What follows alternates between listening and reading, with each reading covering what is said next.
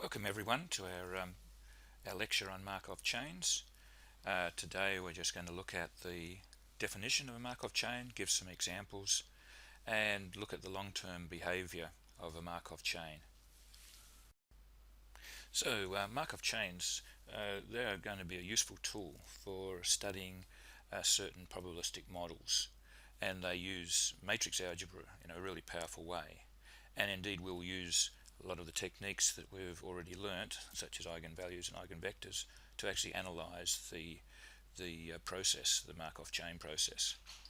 Now, the basic idea is we have a finite set of states that the system can be in, and we expect that the state can change from one discrete time to another, and that there is a set probability of going from a particular state to a new state, and that transition from the probability from one state to another is going to be encoded by a matrix, and the way that the state changes from one time to another will actually be produced via matrix multiplication of the original state with this transition matrix. So let's do an example. So let's suppose we have an aviary. Actually, I'll have a picture of it on the next slide, which houses a large number of small birds, so maybe 300, and that the aviary has 3 levels. Actually, there'll be just 3 branches in my picture, and they spend the day flying around from one of these perches to the next. And actually, we'll look at the situation where we look at the distribution of the birds at every 5 minutes, and then look at the new distribution at the next 5 minutes. So at any particular moment, the birds will be randomly distributed throughout these 3 levels. But let's suppose that at the initial time, all the birds are on the bottom level, because that's where we'll feed the birds. So our problem is to determine what the probability is of a bird being at a given level of the aviary at any particular time, discrete time. Okay, so the populations of birds are fluctuating all the time, but we can use a Markov chain model to represent this situation. So here's my picture of an aviary. And it doesn't really have 300 birds flying around, but let's imagine that there were, and we've got 3 levels or 3 branches. So a lower level, a middle level, and an upper level, level 1, 2, and 3. And the idea is that we want to specify the probability of moving from one level to another.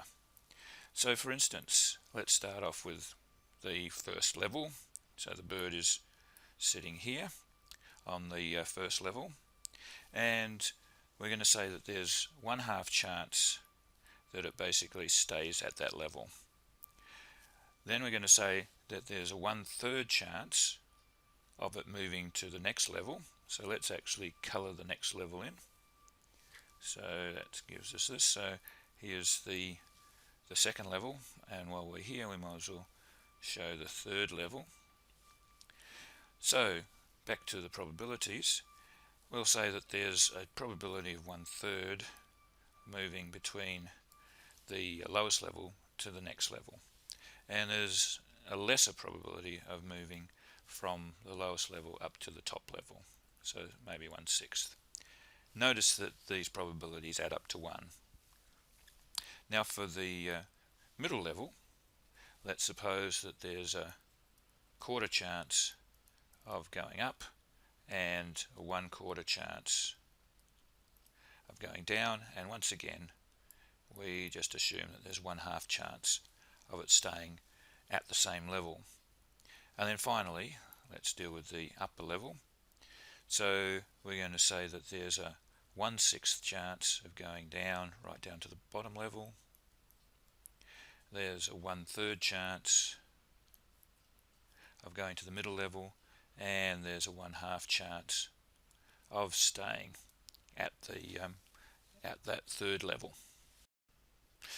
So now we consider this a 3 by 1 vector consisting of P1, P2, where the P1 is the percentage of total birds that are on the first level, P2 is the percentage on the second level, and P3 is the percentage on the third level. So, as these are probabilities, we must have that the P1 plus P2 plus P3 is equal to 1, or i.e. there's a 100% chance of being on level 1, 2 or 3. Now after, say, 5 minutes, we have a look at these distributions, and we'll have a new vector, say P1 prime, P2 prime, P3 prime, and this will be the new distribution of the birds location, percentage of birds in each of the 3 levels. So recalling our picture, on level 1 we had a 1/2 chance of staying at level 1, a 1/3 chance of going to level 2, and a 1/6 chance of going to level 3. And then from level 2 we had a 1/4 chance of jumping down to level 1, and a 1/4 chance, an equal chance, of jumping up to level 3, and we kept with a 1/2 chance of actually staying on that level.